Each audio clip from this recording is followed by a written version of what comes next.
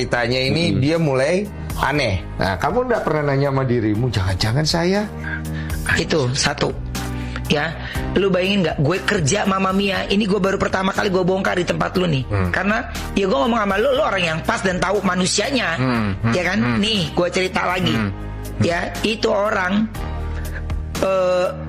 udah masukin semuanya, uang gue udah dihabisin sama dia. Dah, gue udah gak ada masalah deh. Maksud gue udah, tapi udah lu hidup masing-masing aja gitu. Tapi kan dia kan nggak mau gue jadi gitu.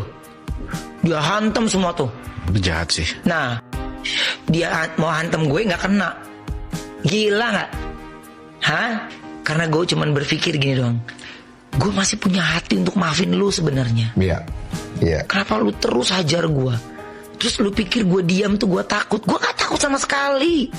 Kalau gue tuh dulu emang nggak pernah percaya. Halo teman-teman, selamat datang kembali di Hanel Surapentol. Hanel yang selalu membahas dan mereaksi berbagai isu yang sedang viral, termasuk reaksi dari para kreator lainnya. Di video kali ini kita akan membahas curahan hati Ruben Onsu yang menjadi perbincangan hangat setelah podcast bersama Densu.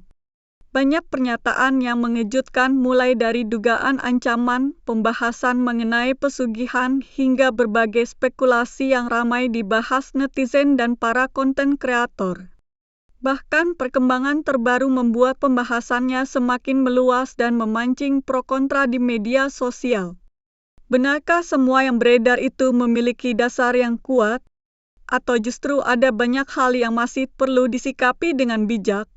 Tonton videonya hingga usai, karena saya akan memberikan komentar cukup panjang di bagian akhir video. Yuk kita tonton videonya. Juga tuh yang goib-goib dulu tuh. Ya namanya santet apa, gue gak percaya, emang gue rasional banget kan. Terus gue ngerasa hal seperti itu gak bisa ngapa-ngapain juga kalau lu gak percaya tau ya. Nah gue hidup dengan pola pikir kayak gitu tuh. Waktu dulu ya, di awal dulu nih, di rumah saya yang dulu tuh, rumah saya yang awal itu, setiap yang mau nolong pasti ada aja kejadiannya ya. Terus ada aja kejadiannya dan kisahnya pokoknya gue minta tolong sama si A nggak kenal sama si D, nggak kenal, beda-beda orangnya, beda-beda. Pokoknya dia mau menuju ke rumah gue, halangannya sama penghalangan yang D. Padahal gue tuh nggak pernah cerita. Orang itu tuh bukan orang yang muncul, ya memang pemuka agama lah gitu, nggak pernah muncul gitu.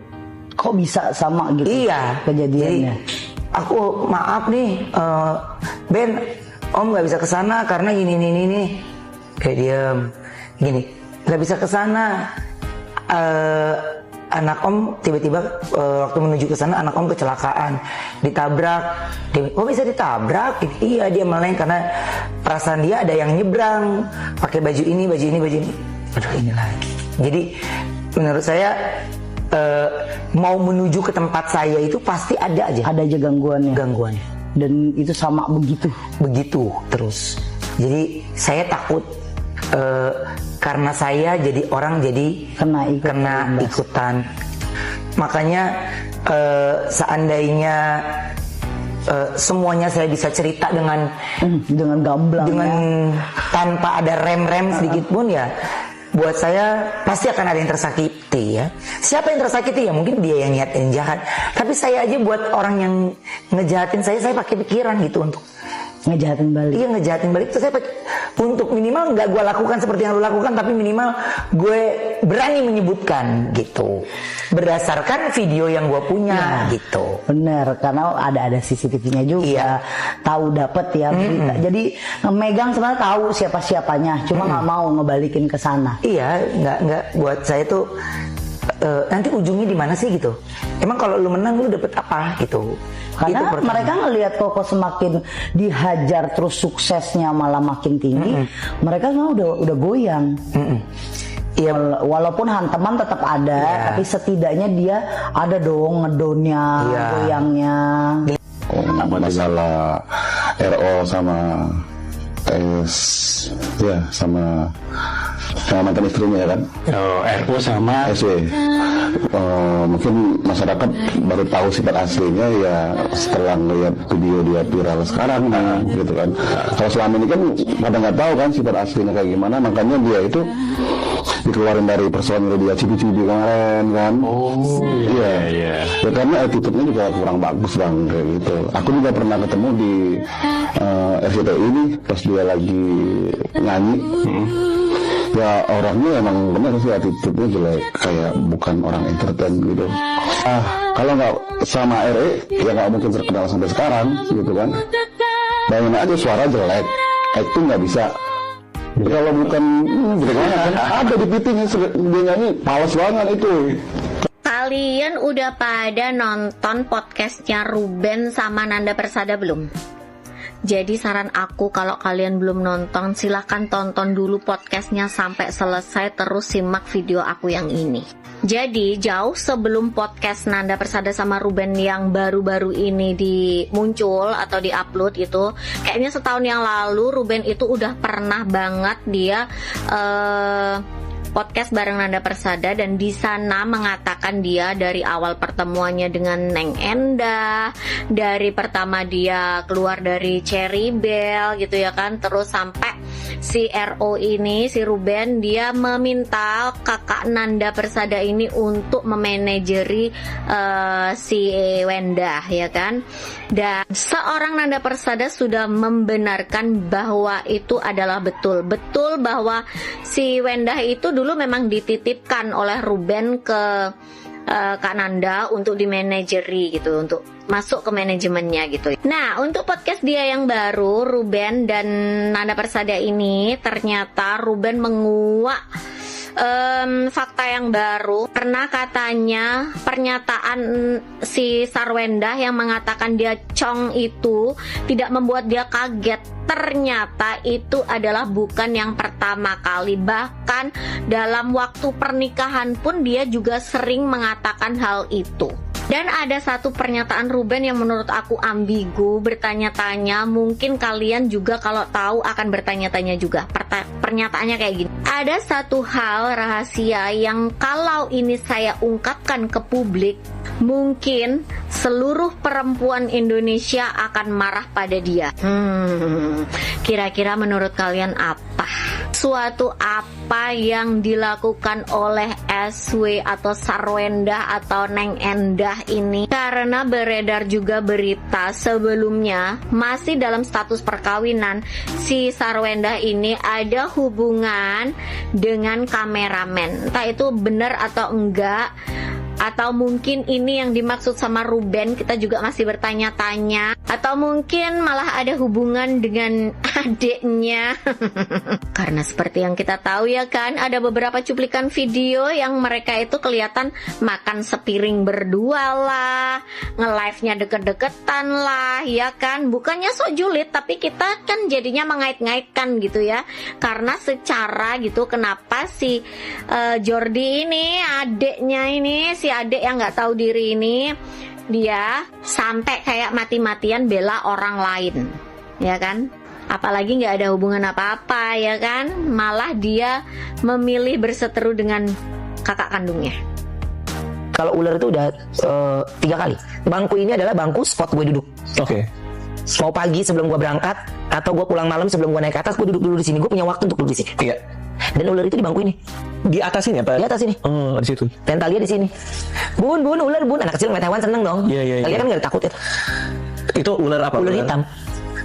Dan itu identik dengan iya, hitam. Talia panggil, dia ularnya jalan, sempat ke foto. Tengah kan lagi ngobrol tuh bapak sama anaknya tuh yang kecil. Nah pas lagi duduk di kursi itu tuh tiba-tiba anaknya teriak. Pas teriak terus bapak teriak-teriak lagi, ular kayak gitu bang. Terus langsung security sama yang kerja-kerja yang laki-laki gitu tuh langsung nyamperin, dikejar gitu. Tapi nggak ada ularnya bang. Oh nggak ada. Dikejar tuh nggak ada ularnya. Oh, warnanya apa? Hitam. Panjang. lumayan lah Bang. Ada larangan-larangan yang harus dia jalanin, kayak semacam ya banyak macam ya. Ada yang harus ada kamar khusus buat dianya, buat ritualnya, atau mungkin hitungannya ya mungkin teman-teman pernah dengar harus bersetubuh dengan jinnya. Itu kan cuma cukup orang rumah yang tahu. Terus juga dia dapat duit banyak, hitungannya tidak boleh terlalu kelihatan banget, itu juga ada. Makanya kan karena pesugihan itu banyak macam. Terus juga ada pesugihan bilang anaknya mirip binatang, itu juga ada. Ada juga pesugihan hitungannya anaknya akan menjadi ya agak kurang normal lah bilangnya, itu juga bisa. Pesugihan itu ada apa enggak? Ya ada. Nyupang itu ada enggak? Ada. Tapi itu bukan hal yang mudah. Tapi antara berhasil atau tidaknya itu kan tergantung jodoh apa enggak. Seperti halnya begini, setiap penyakit pasti ada obatnya. Iya. Ya kan pasti ada obatnya, tapi sembuh apa enggak? Seumpama ada orang datang ke suatu tempat, mau ke orang pintar, cari ingin pesugihan. Biasanya kan ditanya wetonnya apa, harinya apa. Nanti kalau wetonnya ini, lahirnya hari ini, itu nanti disesuaikan dengan kodamnya atau yang ngikut, entah itu tuyul, entah itu genderuwo, atau apa. Biasanya kan seperti itu. Enggak asal pesugihan mau cari tuyul mama, enggak. Jadi itu kan kearifan lokal ya. Di sisi lain tanah Jawa itu kan ada ilmu kawruh Jawa yang begitu sucinya ya. Kawruh Jawa itu begitu suci, begitu agung ya. Tapi di sisi lain juga ada ilmu yang hitam. Tapi ilmu yang suci tadi, ilmu kawruhnya itu tidak dipandang oleh masyarakat. Baik itu orang Jawanya sendiri atau orang di luar Jawa. Yang dipandang kearifan lokal tanah Jawa itu identik dengan ilmu hitam. Betul. Karena yang dilihat itu yang seperti itunya. Karena itu kan kearifan lokal ya. Ada ilmu santet, ada dan lain-lain sebagainya ya. Ada nggak sih cara supaya kita itu nggak harus pesugihan gitu, tapi dengan cara lain yang lebih lurus, mungkin yang lebih diridhoi gitu sama Tuhan gitu kan, untuk supaya kita itu bisa lebih mudah dalam mencari rezeki gitu kan? Yang pertama kan disinkronkan dulu dalam rumah tangga ya. Bagaimana suami akan bisa berpikir jernih ya ketika di rumahnya saja sudah ya panas hawanya ya. Sehingga di rumah itu sudah mengeluarkan energi dulu ya. Maka ketika keluar saja kan energi positifnya itu sudah kegerus di rumah duluan ya. Sehingga ketika di luar orang kok begitu amat nggak ada cahayanya gitu ya. Jadi pertama yang Simbah sampaikan, berilah energi positif buat suami agar di luaran itu punya power. Jadi gini ya, pertama harus sadar bahwa sebentar lagi akan ada jalan mulus. Karena biasanya orang begini ya, kalau dalam kesulitan itu berpikirnya itu bagaimana saya ke depan melangkahnya. Itu seakan-akan ngasih sekat sendiri gitu ya, tanpa ada keyakinan. Harusnya kan mindsetnya itu ini hari ini kan enggak ada. Keyakinan besok ada itu harus diwujudkan. Kalian pasti nggak mungkin nggak tahu tentang semua hal-hal yang ada di Gunung Kawi. Ternyata di sini pernah ada orang yang datang ke tempat ini dan melakukan semua hal-hal seperti yang ada di Gunung Kawi. Dan seolah ini menjadi cabangnya untuk melakukan semua hal yang ada di Gunung Kawi. Jadi si tua yang menganggap dirinya sakti ini membuat suatu tempat seperti kamar-kamar kecil. Jadi dia dan pengikutnya ini masuk ke dalam kamar-kamar ini untuk melakukan hal-hal seperti ritual atau meditasi. Katanya raga mereka tetap berada di sini, tapi roh mereka itu akan langsung ke Gunung Kawi. Karena mereka nggak bisa langsung ke Gunung Kawi, ya seolah mereka mempraktekkan keberadaan mereka dari tempat ini bisa langsung ke Gunung Kawi. Ini terdengar lucu sih ya, tapi ya itu pula yang terjadi pada tempat ini. Didatangkannya tempat ini oleh salah satu orang yang menganggap diri sakti, dan sampai dia membuat seperti aliran-aliran yang gak jelas gitu, beserta pengikutnya yang lumayan sedikit banyak tuh ternyata. Jadi nggak hanya laki-laki maupun juga para perempuan itu mengikuti jejaknya di tempat ini. Ya, jadi ini ada satu bangunan yang udah lama sekali, dan bangunan ini menjadi saksi bisu kalaulah dulu para kaum wanita itu ditempatkan di sini, dan mereka yang katanya kajiannya sudah sedikit melampaui tingkat tinggi itu akan ditempatkan di tempat ini, tapi mereka dianjurkan tidur tanpa busana, dan di situ terletak ada beberapa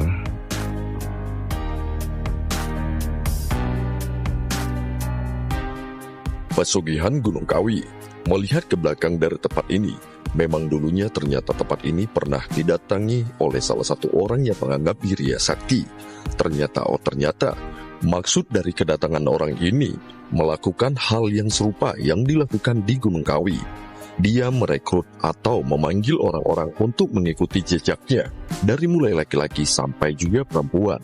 Berada di daerah yang tersembunyi, sangat jauh dari pemukiman warga. Bahkan tak seorang pun tadinya mengetahui adanya tempat ini. Agak ada positifnya di video ya. Dari awal pesugihan Gunung Kawi itu udah kagak positif. Terus ini lu lihat nih, price list nih. Pesugihan dana goib halal. Halal cenah. Lu gimana sih, gue nggak ngerti nih. Negara lain, negara maju lain, negara berkembang lain tuh lagi sibuk gitu ya. Lagi sibuk memperbaiki negaranya, memperbaiki individunya, memperbaiki masyarakatnya. Lah ini lihat warga Konoha nih, coba lihat. Masih sibuk ngurusin mau kaya via jalur dukun. Kata gue kalau jalur dukun bisa pada kaya, nggak ada rakyat miskin di negara ini, gue kasih tahu. Itu 200 juta dapat berapa tuh? 200 juta, 200 ribu dapat berapa? Dapat berapa ratus juta tuh, kata gue. Ya, kata gue pemulung juga bakal ngusahain sekuat tenaga dia tuh buat dapat 200 ribu tuh, biar perkara dapat ratusan juta, kata gue. Terus paling gedenya berapa dana komplit? Dana biaya komplit berapa? 2 juta, dapetnya berapa? 10 miliar kalau nggak salah. 2 juta dapetnya 10 miliar nih, gue lihat di mari, ya kan? Kata gue kagak ada orang kismin di negara ini, ya. Itu dukun juga kagak bakal lagi tuh buka pesugihan-pesugihan, ya. Kalau bisa memperkaya orang lain, masa tuh orang kagak bisa memperkaya diri sendiri? Logika dasar aja, sayang. Syaratnya apa? Menjauhi maksiat, judi, alkohol, dan lain-lain. Kata, gimana nih gue jelasin nih? Lu kata ngedukun sama pesugihan kagak maksiat gitu, apa bagaimana? Yang gue bingung, ini nongol mulu di FYP gue. Ini gue disuruh pesugihan juga, apa bagaimana? Bisa stop gak, kata gue, di Gunung Kawi? Perkara CEO 200 juta kan, kebongkar jadi di Gunung Kawi. Ini orang yang pada ini Gunung Kawi tuh serius kagak sih, apa bercanda? Kata gue bercandanya kok kayak beneran. Dana halal, dana uang goib, namanya goib, agak kelihatan goib, namanya goib. Kata gue bisa nggak nih SDM kita dibenerin nih, kata gue. Agak-agak melenceng lama-lama gitu, ya kan? Gue biasanya ngontenin politik, ngontenin gosip, gibah. Sekarang ngontenin dukun, kata gue pesugihan. Ini agak melenceng juga konten gue. Udah gak ada positif-positifnya deh. Salam APBN gue terkontaminasi. Terus apa lagi tulisannya? Tanpa tumbal. Mane ade tuh segala sesuatunya pasti ada hikmahnya, segala sesuatunya ada konsekuensinya. Lu ngerjain hal baik aja konsekuensinya jelek.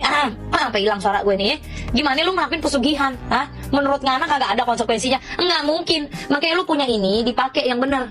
Mikirnya yang rasional, yang nyata-nyata aja, yang realistis aja. Kalau lu miskin kerja, sayang, ya. Kalau nyari kerja susah, saingannya banyak, lu naikin value diri lu, ya. Bukan pakai cara pesugihan begini. Kata gue ini kalau pesugihan bener, ya, nggak ada orang miskin, nggak ada. Ini sekalipun bener, saran dari gue ya, mendingan tuh lu pesugihan buat ngelunasin utang negara, kata gue. Kalau rakyat Indonesia pola pikirnya masih macam begini, ya, jangan berharap nih Indonesia bakal jadi negara maju, ya.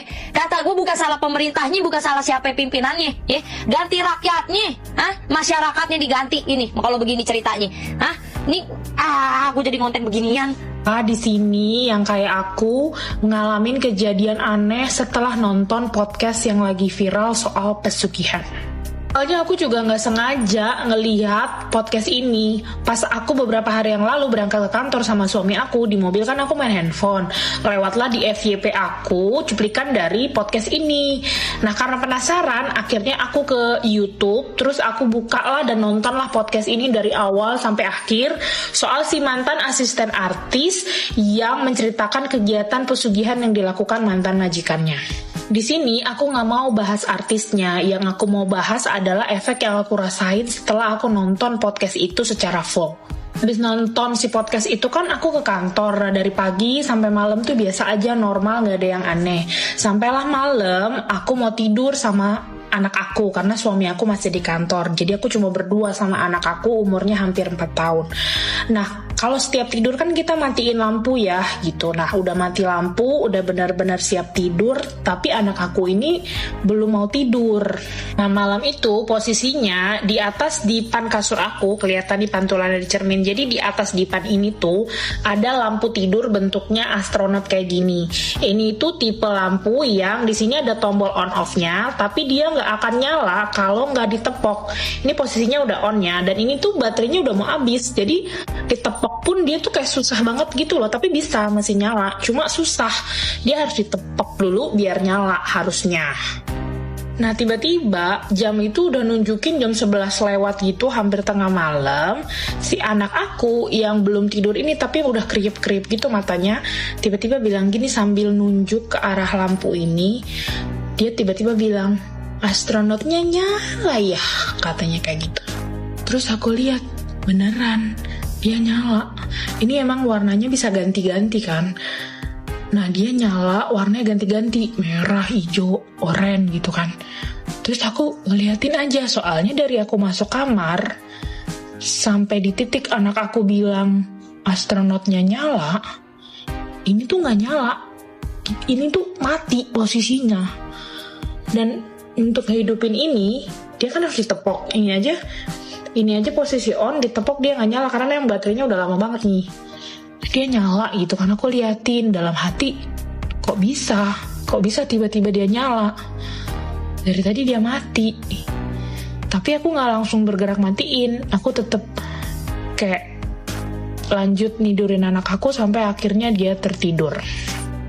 Nah akhirnya tertidur dia, aku berdiri, aku ambil ini, terus posisinya emang on, terus aku matiin. Terus aku coba nyalain lagi, dia nggak langsung nyala gitu kan, karena dia tepok baru dia nyala gitu. Terus aku matiin lagi, terus aku pindahin gitu. Nah di situ aku nggak kepikiran nyangkut pautin itu sama si podcast yang aku tonton paginya. Tapi kemarin sampai hari ini aku baca lagi kan, karena dia lewat dulu di FYP aku, baca-baca komen-komen netizen itu, ternyata banyak yang ngalamin hal-hal aneh juga. Ada yang tiba-tiba dengar suara aneh, ada yang bahkan manifestasi sampai mual, pusing segala macam habis nonton podcast itu. Jadi aku kepikiran share di sini karena menurut aku itu kejadian aneh banget, dan itu persis malamnya setelah aku nonton podcast full. Kalau kalian ngalamin hal yang serupa kayak aku, yuk kita cerita, kita share di kolom komentar. Oke? Guys, ini bangun tidur, baru selesai mandi, ini jam 2 pagi. Mari kita jawab pertanyaan. Gue pilih beberapa pertanyaan terus gue jawab. Oke? Kak, perjanjian kontrak dengan jin apakah bisa diputus pihak lain? Tidak bisa. Kau yang berjanji, kau harus yang memutus. Tapi kalau perjanjiannya sudah dilakukan, seperti kau sudah melakukan pesugihan, terus si bilis itu sudah mengasih apa yang kau inginkan, entah itu kekayaan, jabatan, ketenaran, rasanya sudah tidak bisa lagi untuk diputus atau di cancel, ya. Karena kau nggak bisa ketika kau susah itu terus kau ikut pesugihan, ketika kau sudah senang kau sadar, kau pura-pura tobat, pura-pura insaf. Nggak bisa. Kalau kau senang kau ikut, kalau kau nggak senang terus kau cabut. Perjanjian dengan bilis itu tidak sama kau berjanji dengan manusia. Makanya sebelum bikin perjanjian dengan entitas sebelah itu dipikir 2 kali, jangan sampai nyesal ke belakang. Karena sekali kaki kau terjun, sekali kaki kau melangkah, sudah tidak bisa putar balik lagi. Tidak bisa. Itu selamanya. Makanya di Al-Quran ditulis menduakan Tuhan itu adalah dosa besar yang tidak bisa diampuni. Tuhan saja tidak bisa mengampuni dosa itu. Jadi kalau kau nggak terima ya kau bikin agama sendiri. Oke? Setiap malam Jumat Legi, ribuan orang berziarah ke Gunung Kawi. makam keramat yang katanya bisa melancarkan rezeki. Tapi di balik ziarah yang biasa, ada satu praktik yang tidak biasa. Ritual yang katanya bisa bikin kamu kaya dalam 3 hari. Dan itu bukan sekedar mitos, karena ada yang sudah membuktikannya dengan harga yang tidak bisa mereka ceritakan sendiri. Namanya Pesarean Gunung Kawi, makam Eyang Jugo dan Eyang Suryo, pengikut setia Pangeran Diponegoro yang melarikan diri setelah Perang Jawa 1830. Mereka dimakamkan di sini, dan sejak itu tempat ini jadi pusat ziarah. Orang datang minta berkah, rezeki, keselamatan. Ini fakta sejarah. Tapi ada juga yang datang bukan untuk berdoa, melainkan untuk melakukan ritual di luar syariat. Ritual pesugihan. Dan para juru kunci sudah hafal satu aturan tidak tertulis. Jangan pernah menanam sesajen di titik tertentu, kecuali kamu siap dengan apa yang datang setelahnya. Dan ini bukan cerita dari mulut ke mulut saja. Dari hasil penelusuran pada tahun 2022, seorang warga asal Surabaya yang mengaku melakukan ritual di Gunung Kawi. Hasilnya, dalam semalam ia mendapat uang ratusan juta. Usahanya lancar, hidupnya berubah. Tapi seminggu kemudian, satu persatu keluarganya meninggal misterius. Total ada 3 orang dalam satu rumah yang wafat dalam waktu singkat. Tanpa sakit, tanpa sebab jelas. Seolah ada yang menagih. Dengan bunga yang tidak tertulis di perjanjian manapun. Kekayaan instan. Dan kehancuran yang menyusul seperti utang yang harus dilunasi. Mungkin ini hanya mitos yang dipelihara agar orang tidak coba-coba. Atau mungkin memang ada perjanjian antara manusia dan sesuatu yang tidak bisa kita lihat. Perjanjian yang selalu ditepati oleh pihak yang satu dan selalu disesali oleh pihak yang lain. Kalau kamu tahu cerita pesugihan lain atau malah pernah dengar langsung dari pelakunya, tulis di bawah, kita bacain. Dan kalau video ini bikin kamu merinding, share ke teman yang masih penasaran sama jalan pintas. Tadi ini ingin dipastikan lagi Mas Jawir, berarti bagaimana dengan pengakuannya yang viral mengenai si sosok adiknya ini yang pernah datangi dukun untuk menggandakan uang? Itu kenapa nih Kuki? Ya, saya pernah lihat videonya yang mana adiknya ini mengaku belak-belakan pernah datangin dukun yang untuk penggandaan demi untuk mendapatkan uang 50M katanya ya. Sampai si dukun itu bilang, wah itu besar sekali, dan ini serakah sekali kamu ya, dan menghalalkan segala cara. Ya, kita lihat itu. Betul. Apa maksud dan tujuannya sampai seperti itu? Apakah hanya sekedar iseng atau ya opo? Maksud sih iseng sampai jauh itu kan? Di sini ada gelas yang airnya bleber. Gelas airnya bleber, dan sini hujan di malam hari. Ini salah satu ya tanda semesta. Yang mana semesta sudah membuka semua sifat aslinya. Dan akhirnya bleber. Tidak bisa terkontrol. Ya. Jadi karakternya inilah karakter aslinya. Semesta bongkar semua karakter aslinya melalui podcast dan itu. Tanpa dia sadarin, recordnya jadi jejak digital, jadi senjata besar untuknya. Nah ini tadi wah ternyata ya, karena tidak berakhir di situ saja. Dia sudah mencoba kemana-mana, itu Ki. Dan akhirnya klop dengan pesugihan itu. Klop. Macam kalau misalnya dia pesugihan, kenapa dia harus banting tulang untuk live sampai malam, ya, untuk bekerja, untuk jualan? Memang seperti itu sayang. Ya, namanya pesugihan itu ya tidak langsung ngeluarin uang, brak, sekarung, brak, 2 karung, tidak. dia harus bekerja. Dia harus bekerja di sana, apapun yang kau lakukan. Nah, dia harus bekerja karena dari itu semuanya akan dibantu oleh si jin-jin itu. Tapi dengan tumbal. Ya. Lihat, tuyul bisa memudahkan pekerjaannya, tapi ada satu yang akan dikorbankan.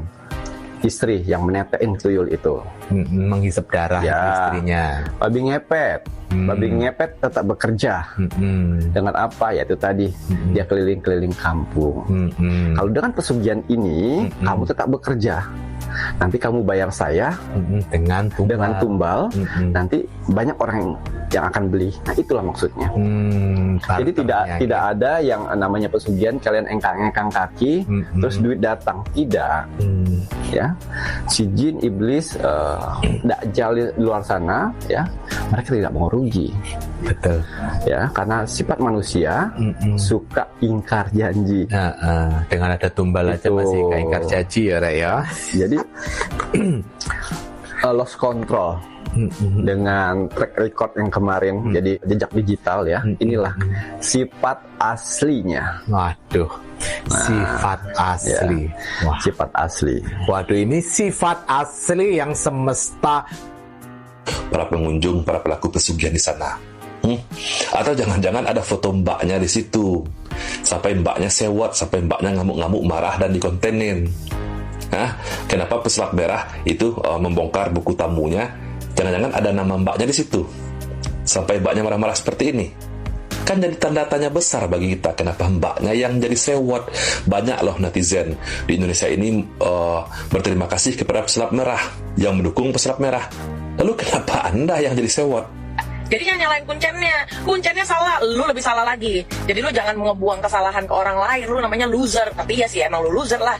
Lu tuh kan tipikal orang yang pengecut. Ya mau gimana lagi, ya kan gue mau bahas masa lalu juga tapi gak enak ya kan. Jadi gini Mbak ya, saya kasih paham dulu. Misalkan nih, nama Sarwendah kemarin yang disebut oleh juru kuncinya, yang pernah datang ke Gunung Kawi, lalu melakukan ritual di sana.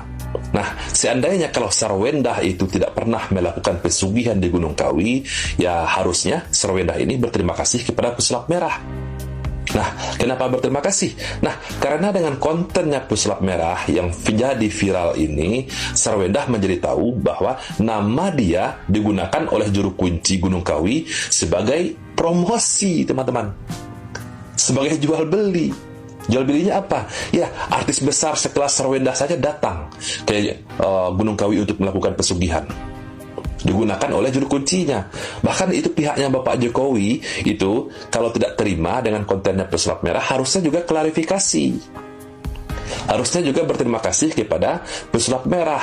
Dari kontennya pesulap merah kita semua tahu bahwa nama Bapak Jokowi digunakan oleh juru kuncinya sebagai promosi. Pejabat-pejabat penting saja datang ke Gunung Kawi.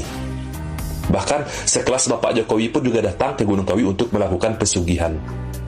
Ini yang dijual oleh juru kuncinya. Orang-orang besar datang ke sini, apalagi kalian yang masih orang-orang kecil-kecil seperti ini. Kan seperti itu. Harusnya mereka berterima kasih.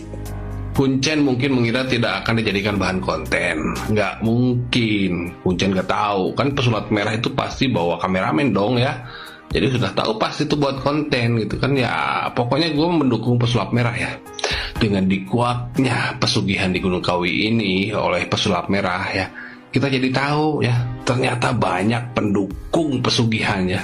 Melihat dari komen-komen netizen ya, dengan alibi terlalu banyak mencampuri gitu kan, terlalu dalam mencampuri privasi orang lain. Privacy. Gua dukung pesulap merah ya. Bila perlu bongkar semuanya ya. Ini akan menjadikan efek jera bagi para pelaku pesugihan ya. Dan membuat orang yang ingin melakukan jalan pintas untuk mencapai kesuksesan itu mikir-mikir gitu kan. Kalau sudah diviralkan seperti ini ya. Jangan menormalisasi hal ini dengan dalih ini budaya, keyakinan tai kucing. Ya. Musik tetap aja musik, jangan dinormalisasi. Dalam Islam nggak ada loh ajaran seperti ini, teman-teman. Nggak ada loh di dalam Islam pesugihan yang menumbalkan orang lain, bahkan nyawa orang lain ditumbalkan. Nggak ada. Benar loh apa yang dikatakan oleh abang ini. Ini adalah musyrik. Dan dosa yang paling besar yang tidak akan pernah diampuni oleh Allah adalah dosa syirik. Nggak ada di dalam Islam seperti ini. Keyakinan macam apa? Dan saya yakin teman-teman, mungkin di dalam agama lain pun juga tidak diajarkan pesugihan yang menumbalkan nyawa orang lain. Saya yakin itu. Atau mungkin kalau ada, coba tulis di kolom komentar agama apa coba. Oh ya, satu lagi ya, yang membuat konten di Gunung Kawi itu bukan hanya pesulap merah ya. Sebelumnya banyak konten-konten kreator yang membuat konten di Gunung Kawi dengan menanyakan kepada kuncen Gunung Kawi itu ya. Dan jawaban kuncen itu ya sama aja seperti yang ditanyakan oleh pesulap merah ya. Ada satu nama yang selalu disebut oleh kuncen Gunung Kawi itu ya, dari konten-konten manapun ya, bukan hanya dari pesulap merah. Satu nama itu adalah mantan presiden ke-7. Rame banget isu Sarwendah diduga melakukan pesugihan di Gunung Kawi. Gua jadi penasaran, kenapa setiap ada artis atau pejabat yang lagi viral karena hartanya, nama Gunung Kawi selalu ikut disebut. Emang sebenarnya ada apa sih di Gunung Kawi? Gila banget. Pas gua cari tahu, ternyata Gunung Kawi di Malang, Jawa Timur bukan cuma sekedar gunung biasa. Tempat ini sudah lama dikenal sebagai lokasi wisata religi. Banyak penziarah buat datang berdoa, menunaikan nazar, sampai mencari ketenangan batin. Di sana juga ada makam Eyang Jugo dan Raden Mas Iman Sujono, dua tokoh yang dihormati masyarakat. Tapi seiring berjalannya waktu, nama Gunung Kawi justru lebih dikenal karena cerita-cerita mistis yang berkembang dari mulut ke mulut. Mulai dari cerita ritual pesugihan sampai kisah yang menyebut adanya tumbal. Cerita seperti ini sudah beredar selama puluhan tahun dan membuat nama Gunung Kawi selalu identik dengan jalan pintas mencari kekayaan. Makanya setiap ada artis atau pejabat yang lagi viral karena hartanya, nama Gunung Kawi hampir selalu ikut diseret. Tapi soal isu yang lagi ramai sekarang, termasuk yang menyeret nama Sarwendah, kita juga nggak bisa langsung bilang itu benar. Sampai sekarang belum ada bukti yang membenarkan tuduhan tersebut. Kalau menurut gua pribadi, daripada percaya jalan pintas buat kaya, mending fokus cari rezeki yang halal. Memang gak instan sih, tapi hasilnya jauh lebih tenang dan berkah. Gila banget. Sudah banyak lah jenengan tahu kalau di sini kayak pusatnya pesugihan. Nah itu mungkin jenengan bisa jelaskan Pak. Begini Pak, kalau memang ya di sini kan banyak orang permasalahan, tamu-tamu datang ke sini ada masalah ini, masalah itu, masalah ini, masalah ekonomi atau masalah terlilit utang, piutang apa gitu. Jadi saya Juru Kunci ya cuma saya kasih solusi. Sebenarnya kita mohon sama Gusti Allah lantaran bayang sini. Insya Allah dari mereka itu akhirnya ada jalan Pak. Gitu. Yang dulu rezekinya mama usahanya lagi sepi, usaha lagi jatuh, saya kasih petunjuk arahan gini-gini sesuai naluri yang di sini, akhirnya terbuka semua. Ya banyak orang sukses di sini nih. Enggak satu loh, termasuk perusahaan-perusahaan besar lah di sini. Contohnya Pak? Ya, termasuk udah garam apa ini tidak lepas. Wah, mulai bapaknya, sekarang anak-anak iya bapak itu dulu. Termasuk itu namanya pengusaha. Entah bagaimana caranya, yang namanya harta pesugihan ya itu akan langsung hilang ketika si pelaku pesugihan itu wafat atau meninggal. Ya, kalau suaminya yang meninggal tapi istrinya yang melakukan itu, hartanya belum hilang. Tapi kalau istrinya yang meninggal duluan, suaminya belum meninggal, hartanya akan langsung hilang. Nggak usah nunggu diturunkan ke anak dan cucu. Itu belum nyampe. Baru ibaratnya dinikmati, ibaratnya berapa hari, berapa bulan itu langsung habis. Karena seperti uang setan dimakan jin, bawaannya ya pengen dijual-jualin aja, bawaannya nanti anaknya itu nggak benar. Kenapa? Itu sebenarnya harta anak turunannya yang diambil. Jadi buat kalian, ketika kalian itu menikah dengan anak pelaku dari pesugihan atau mertua kalian itu punya pesugihan, terus kalian nikah sama anaknya, pilihannya cuma ada dua. dipertahanin atau ditinggalin. Karena kalau dipertahanin, hidup kalian itu akan melarat sengsara. Ya, paling ya kamu sendiri yang jadi tulang punggung untuk istrimu atau untuk suamimu. Karena suamimu tuh nanti bawaannya malas, nggak bisa kerja. Karena apa? Hartanya udah diambil, secara batinnya dia udah kosong, udah diambil semua sama orang tuanya. Ya kasihan siapa? Nanti keturunannya, pasti seperti itu, keturunannya. Jadi buat kalian, di dunia ini itu kita dikasih dua pilihan, ada jalan lurus, jalan belok. Semua itu tergantung kamu, pilihan kamu, takdir kamu tuh sebenarnya ditentukan oleh pilihanmu. Tuhan itu memberi jalan. Orang berbuat jahat, orang dikasih jalan, lu mau tobat atau enggak? Itu tergantung di diri kalian. Ya, tergantung di diri kalian. Mau tobat, Allah buka pintu tobat. Tapi kebanyakan orang yang jahat, ketika dibukakan pintu tobat, hidupnya nggak bakalan lama. Tapi ketika orang jahat terus melakukan kejahatan, hidupnya akan dilama-lamain. Bahkan dia akan disiksa di masa hidupnya, akan disiksa. Nah itu dikasih, maaf ya lumpuh, nggak bisa jalan, tertati-tati. Kayak ibaratnya kalian pernah ngeliat nggak sih, ada orang yang udah pingin wafat tapi nggak wafat-wafat, sampai teriak-teriak, aku tuh pengen metong aja, tapi nggak metong-metong. Ya itulah sesungguhnya neraka dunia kamu. Itulah sesungguhnya neraka yang harus kau jalani di dunia ini. Nah seperti itu. Jadi buat kalian ya, ketika kalian mendapati seseorang atau mertua kalian melakukan yang namanya pesugihan, kalian nikah dengan anaknya, langkah apa yang harus kalian lakukan? Ya cuma dua itu, bertahan atau pisah. Karena kalau bertahan hidupmu susah selamanya. Karena hidup dengan anak dari pelaku pesugihan itu ya otomatis ada kaitannya, hartanya udah diambil oleh orang tuanya. Nggak percaya juga nggak apa-apa, berarti video ini bukan untuk kamu. Thank you. Di lereng Gunung Kawi terdapat sebuah tempat yang sejak puluhan tahun lalu dikenal sebagai salah satu lokasi pesugihan yang paling terkenal di Indonesia. Banyak orang datang ke sini dengan satu harapan, kekayaan, jabatan, dan kesuksesan instan. Nama Gunung Kawi sebenarnya lebih dikenal sebagai kawasan ziarah makam tokoh yang dihormati masyarakat, yaitu Mbah Jugo dan Eyang Sujo, yang merupakan tokoh penyebar agama sekaligus pejuang dan penentang penjajah Belanda. Namun seiring berjalannya waktu, muncul berbagai cerita tentang ritual ngalap berkah yang kemudian berkembang menjadi mitos pesugihan. Salah satu mitos yang paling terkenal adalah tumbal wedus kendit, kambing dengan corak khusus yang disebut-sebut digunakan dalam ritual tertentu. Cerita lain bahkan menyebut adanya perjanjian mematikan, di mana kekayaan harus dibayar dengan kehilangan sesuatu yang sangat berharga. Di gunung ini juga terdapat pohon dewandaru yang diyakini sebagai kai pembawa wahyu dewa. Bagian pohon yang jatuh secara alami, daun, buah, atau ranting, dianggap sebagai jimat pembawa keberuntungan dan kekayaan mendadak.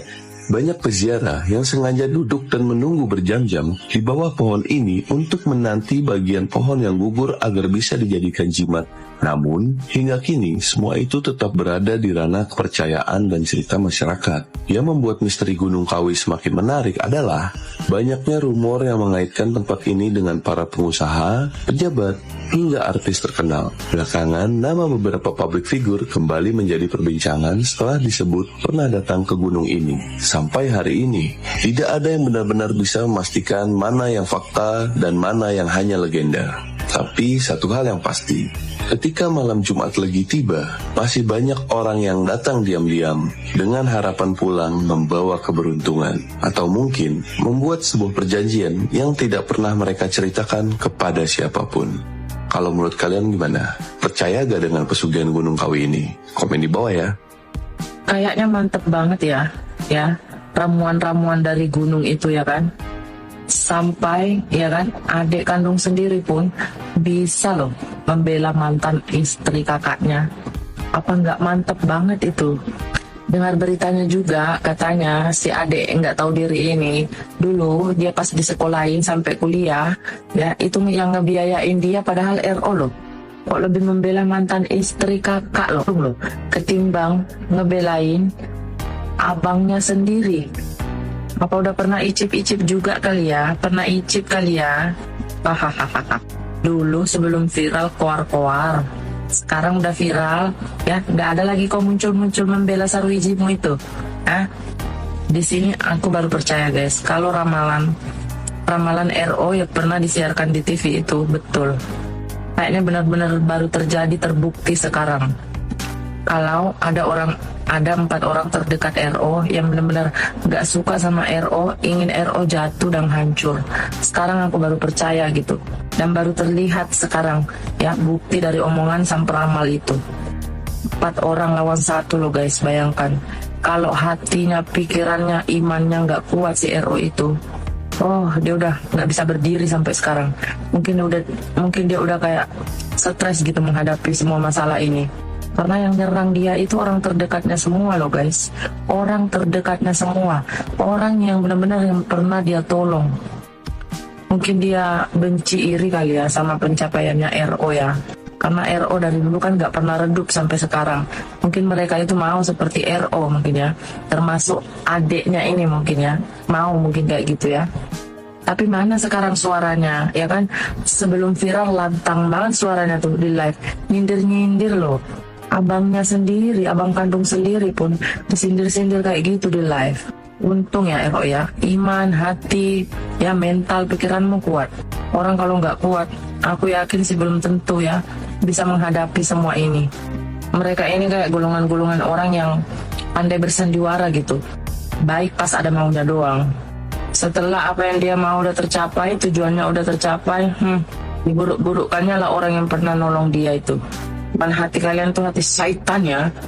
Dari dapurnya si Vanur Kediri, ini kita bahas wajan. Oke, kita bahas Ruben Onsu menyentil pacar dari mantan istrinya, yaitu pacar CEO. Di mana sentilan Ruben Onsu itu mengingatkan pacar CEO-nya dari si Sarwenda ini untuk berhati-hati ketika dengan anaknya. Jadi selama ini memang Ruben Onsu itu hanya menahan rasa, menahan sakit hatinya melihat anak-anaknya terekspos dengan mantan istri dan si pacar CEO-nya seperti sebuah keluarga. Dan seolah-olah Ruben Onsu ini bukan apa-apa di mereka begitu. Ini apa yang dikatakan oleh Bang Hotman Paris, tapi ya yang mengatakan boleh kamu itu memiliki pacar atau apa, tetapi jangan mengekspos kebersamaanmu dengan anak-anak karena ada Ruben Onsu di sana, ada bapaknya di sana, ada bapaknya yang merasa sangat susah untuk menyentuh anak-anaknya kembali. Jadi ketika Ruben Onsu ini bersuara mungkin ada sesuatu hal yang ditemukan oleh Ruben Onsu dan perlu diluruskan oleh Ruben Onsu. Ya oke lah ya. Saya kira sebagai seorang pacar yang memang belum benar-benar hubungan ini belum menjadi kenyataan sebagai sebuah pasangan suami istri, itu yang dikatakan Ruben Onsu kepada pacar CEO ini, kamu itu bukan siapa-siapa. Nah itu benar, itu memang benar. Dia bukan siapa-siapa, anak dari Ruben Onsu dan si Sarwenda. Masih sebatas pacar emboknya saja. Salam cinta damai dari Kediri. Yo mestilah bapak yang ngamuk lah anak itu ngonok nih kui. Yo di pangku, digendong, dihukum. Petisi pemboikotan Sarwenda sudah sekitar 67.000 sekian gitu dah. Banyak yang memboikot Sarwenda. Kadang-kadang kasihan juga ya gitu. Jadi dia mau usaha juga susah, mau ini juga susah, mau itu juga susah gitu. Gara-gara netizen nih. Tapi gimana ya? Menurut aku sih makanya hati-hati jaga ucapan ya. Apalagi kalau kita tuh public figure, terus misalkan kita influencer atau kita artis, pokoknya apalah, hati-hati jaga ucapan lah. Itu jadi ujung-ujungnya kayak gini kan. Tuh Sarwenda ya. Pas sebelum-sebelumnya aku udah bilang nih, ya buat buat inilah, buat yang terkenal lah, jaga ucapan supaya nanti netizen nggak marah gitu. Nah akhirnya ini Sarwenda. Aku sih jujur aku kasihan gitu. Udahlah weh, nggak usah Sarwenda terus, kasihan. Iya, nggak bisa live, dihujat mulu gitu, nggak bisa ini, nggak bisa itu, stres tau nggak? Ya, nggak usah, udah biarin aja lah gitu ya, kasihan. Untuk karir seorang S ya, dengan adanya peristiwa ini karirnya akan semakin merosot. Bahkan di sini ada rasa penyesalan yang mendalam dari apa yang sudah dia lakukan. Ini adalah hukum sosial ya, sanksi sosial yang harus seorang artis S ini jalani ya. Maka di sini hati-hati dalam berucap dan juga jangan pernah kita ini lupakan ya bagaimana dulu kita dibesarkan dan siapa yang membesarkan nama kita. Penyesalan itu adanya di belakang, maka ini rasa penyesalan ini juga yang pada akhirnya membuat artis S ini akhirnya agak sedikit mengalami kesulitan dalam berpikir, kesulitan dalam bekerja. Namun penyesalan ini pun harus dijalani ya. Itu tadi, hati-hati dalam berucap sehingga tidak akan menyesal di kemudian hari. Apa ini permulaan dari hancurnya seorang Sarwenda? Apakah ini permulaan untuk kehancuran seorang S ataukah tidak? Yang jelas di sini. Penutup teman-teman, setelah saya menyaksikan keseluruhan isi video dan berbagai cuplikan yang beredar, ada beberapa hal yang ingin saya sampaikan sebagai pendapat pribadi saya. Sekali lagi, ini adalah opini saya sebagai konten kreator reaksi. Kalian tentu boleh memiliki pandangan yang berbeda, karena setiap orang berhak menilai suatu peristiwa dari sudut pandangnya masing-masing.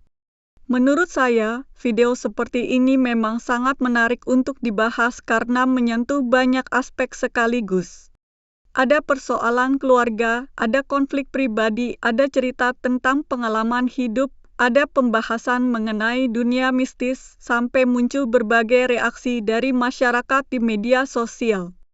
Semua itu otomatis membuat rasa penasaran publik semakin besar. Namun justru disitulah kita harus lebih berhati-hati.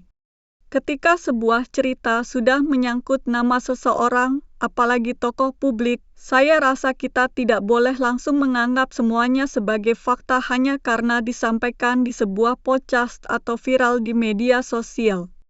Podcast adalah tempat seseorang menyampaikan pengalaman, sudut pandang, dan versinya sendiri. Publik tentu boleh mendengarkan, tetapi tetap perlu memberikan ruang bahwa bisa saja ada sudut pandang lain yang belum kita dengar. Saya pribadi cukup memahami apabila Ruben memilih berbicara setelah sekian lama memendam banyak hal. Setiap manusia punya batas kesabaran. Ada kalanya seseorang merasa perlu menyampaikan isi hatinya kepada publik. Itu adalah hak setiap orang. Tetapi di sisi lain, saya juga berharap semua pihak yang terlibat tetap mengedepankan penyelesaian yang baik dan tidak semakin memperkeruh keadaan. Bagian yang paling banyak menyita perhatian tentu pembahasan mengenai pesugihan, santet, dan berbagai hal mistis lainnya. Nah, disinilah menurut saya masyarakat harus benar-benar bijaksana. Indonesia memang memiliki banyak cerita rakyat, tradisi, dan kepercayaan yang berkembang turun-temurun. Tetapi ketika cerita-cerita tersebut dikaitkan dengan individu tertentu, apalagi tanpa bukti yang bisa diverifikasi, kita sebaiknya tidak langsung menyimpulkan bahwa semuanya benar. Saya melihat banyak sekali netizen yang langsung percaya, sementara sebagian lainnya langsung menolak mentah-mentah. Menurut saya, dua-duanya kurang tepat. Yang lebih baik adalah kita menunggu fakta-fakta yang benar-benar dapat dipertanggungjawabkan, sambil tetap menghormati proses dan tidak menghakimi seseorang hanya berdasarkan potongan video yang viral. Kalau berbicara mengenai jalan pintas menuju kekayaan, saya pribadi memang tidak pernah percaya bahwa kesuksesan bisa diperoleh dengan cara instan. Saya lebih percaya bahwa kerja keras, konsistensi, doa, dan usaha adalah fondasi yang jauh lebih masuk akal. Kalaupun ada berbagai cerita mengenai praktik-praktik tertentu yang berkembang di masyarakat, saya memilih untuk tidak menjadikannya sebagai pegangan hidup. Yang menarik dari fenomena ini justru adalah bagaimana masyarakat begitu cepat membentuk opini. Hanya dalam hitungan jam setelah sebuah podcast tayang, berbagai potongan video langsung tersebar di mana-mana. Lalu muncul analisis, asumsi, bahkan tuduhan yang semakin melebar. Padahal seringkali orang belum menonton video utuhnya, tetapi sudah merasa tahu semuanya. Menurut saya, budaya seperti ini perlu kita kurangi. Sebagai penonton, kita juga memiliki tanggung jawab untuk tidak ikut menyebarkan informasi yang belum jelas kebenarannya. Jangan sampai kita menjadi bagian dari penyebaran fitnah atau informasi yang merugikan pihak lain. Apalagi sekarang jejak digital sangat sulit dihapus. Apa yang kita tulis hari ini bisa saja terus beredar bertahun-tahun kemudian. Saya juga ingin mengingatkan bahwa setiap keluarga pasti memiliki masalahnya masing-masing. Kita yang berada di luar tentu tidak mengetahui seluruh cerita sebenarnya. Yang kita lihat hanyalah sebagian kecil dari kehidupan mereka yang kemudian menjadi konsumsi publik. Karena itu, menurut saya tidak bijak apabila kita merasa paling tahu atau paling benar hanya berdasarkan informasi yang beredar di internet. Terlepas dari semua kontroversi yang ada, saya berharap semua pihak dapat menemukan jalan keluar terbaik. Tidak ada salahnya jika seseorang ingin memperbaiki hubungan, meminta maaf, atau berdamai. Sebab pada akhirnya, ketenangan hidup jauh lebih berharga daripada terus-menerus hidup dalam konflik yang berkepanjangan. Saya juga berharap para konten kreator, termasuk saya sendiri, bisa tetap menjaga etika ketika membahas isu-isu yang sedang viral. Konten reaksi memang bertujuan memberikan sudut pandang dan opini, tetapi bukan berarti kita bebas menyampaikan sesuatu tanpa mempertimbangkan dampaknya. Semoga kita semua bisa belajar untuk menyampaikan pendapat secara santun, kritis, tetapi tetap menghargai orang lain. Pada akhirnya, saya mengambil satu pelajaran penting dari video ini. Jangan mudah percaya dengan semua yang kita lihat di media sosial, tetapi jangan juga menutup mata terhadap berbagai informasi yang berkembang. Dengarkan, pelajari, pikirkan secara logis, lalu ambil kesimpulan dengan kepala dingin. Jangan sampai emosi atau rasa penasaran membuat kita kehilangan objektivitas. Kalau memang ada pihak yang merasa dirugikan, biarlah mekanisme yang berlaku yang menyelesaikannya. Kita sebagai penonton cukup mengambil hikmah, memperbanyak introspeksi, dan fokus memperbaiki kehidupan kita sendiri. Saya yakin hidup akan jauh lebih tenang ketika kita sibuk meningkatkan kualitas diri daripada terus-menerus larut dalam drama orang lain. Itulah pendapat saya mengenai video yang sedang kita bahas kali ini.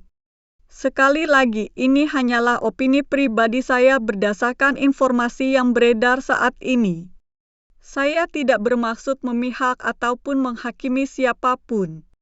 Kalau nanti muncul fakta-fakta baru yang dapat dipertanggungjawabkan, tentu pandangan saya juga bisa berubah mengikuti perkembangan tersebut. Sekarang giliran kalian. Bagaimana pendapat kalian setelah menonton video ini?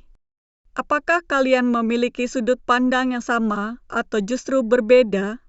Silakan tuliskan pendapat kalian di kolom komentar dengan bahasa yang santun dan saling menghormati.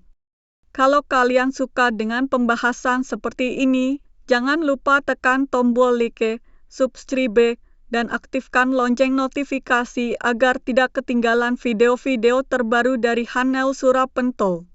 Terima kasih sudah menonton sampai akhir. Semoga kita semua selalu diberikan kesehatan, kemudahan, rezeki yang halal, dan dijauhkan dari segala hal yang merugikan diri sendiri maupun orang lain. Sampai jumpa di video berikutnya.